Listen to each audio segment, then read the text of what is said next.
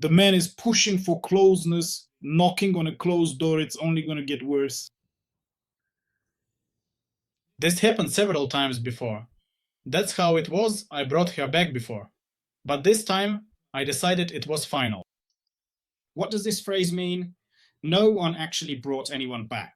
That is, with each so-called reconciliation, what really happens is the man's humiliation as he begs her to come back.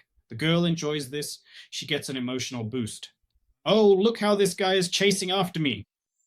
But this time your value to her has simply become insignificant. Even your humiliation doesn't flatter her anymore. That's why, and this whole, she made a final decision. A woman never makes a final decision. She decides with her feelings, not her head. Right now, she simply has no desire for you to be fussing around her anymore. That's all. She's sure of it at this moment. She just doesn't want it. You can't change that.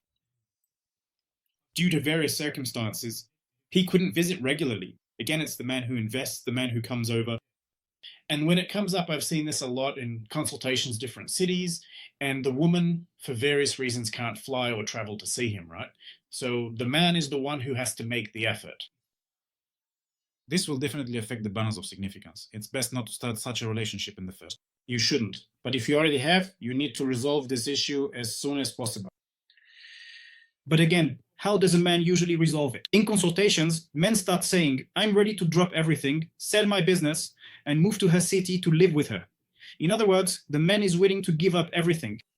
As long as the level of significance is such that this person becomes some kind of idol in our life, forget about any kind of final result, friends. I know she doesn't have anyone else. These phrases like, I know for sure, these are just words men use to reassure themselves. He doesn't actually know. He feels that she hasn't cooled off. She has cooled. It's the habit that remains.